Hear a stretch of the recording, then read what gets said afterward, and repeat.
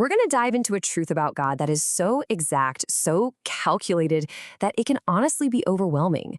But this isn't about some vague mystery. No, this is about a plan so meticulously crafted, you can trace its design all through the scriptures. You know, that feeling, that's not just an emotional response, it's a biblical reality. It points directly to how God governs every single thing. And that's the key right there. The thing that can feel so overwhelming isn't some unknowable, fuzzy concept. It's actually the complete opposite. It's the perfect, all-encompassing precision you see in everything God does. So let's build this case, okay? Straight from the text itself. How do we know God operates with this kind of deliberate, overwhelming precision?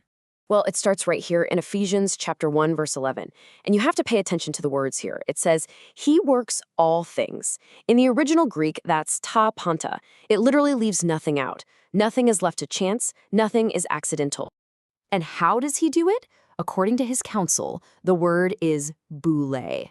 Now, this isn't some whim or a sudden impulse.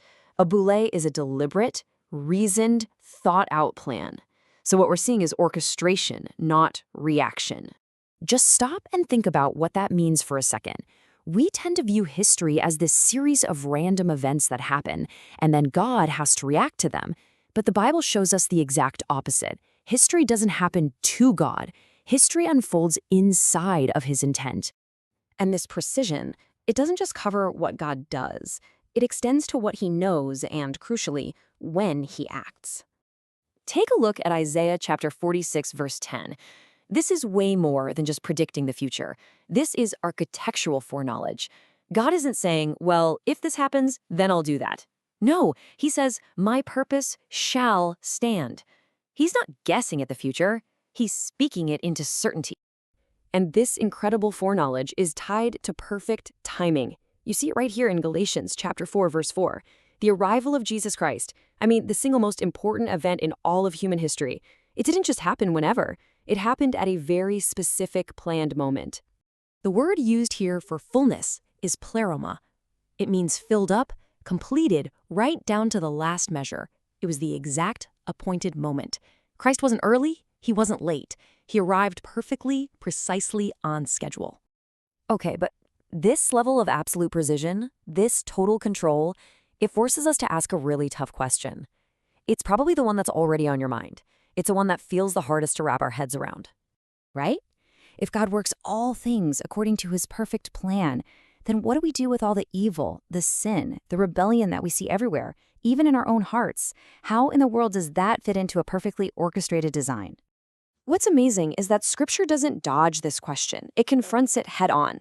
In Genesis chapter 50, verse 20, Joseph says this to his brothers, the very brothers who sold him into slavery. And listen carefully to what he says. Two different intentions are happening in the exact same event.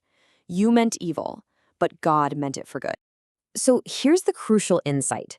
The Bible presents two truths happening at the same time, all within one unified plan. And this is how it resolves that huge tension. Theologians have a term for this. They call it dual agency. It's this consistent teaching all through the Bible that God's absolute, sovereign plan and our real, genuine moral responsibility, they aren't at odds with each other. They operate at the same time, and they don't cancel each other out. And there's no clearer, more powerful example of this than the crucifixion of Jesus himself. In Acts chapter 2, verse 23, Peter's preaching, and he says, Jesus was delivered up by the definite plan and foreknowledge of God. That's the divine plan. But in the very next breath, he says, you crucified and killed by the hands of lawless men. That's the human action. The Bible holds both of those truths up without flinching, without apology. And that right there brings us to the absolute climax of this whole idea. The cross isn't the one moment where God's plan went off the rails. No. The cross is the ultimate, undeniable proof of its perfect execution. Listen to this prayer from the early church in Acts chapter 4. They say that Herod, Pontius Pilate, the Gentiles, the people of Israel, all these different groups making their own sinful choices, they were actually doing exactly what God's hand and plan had predestined to take place. Now that is not damage control. That is absolute mastery. So let's just make this crystal clear. The cross was not a crisis that God had to figure out how to salvage. It was the centerpiece of his eternal plan from the very beginning. And that means our grace, our salvation, it's not something God improvised as a plan B.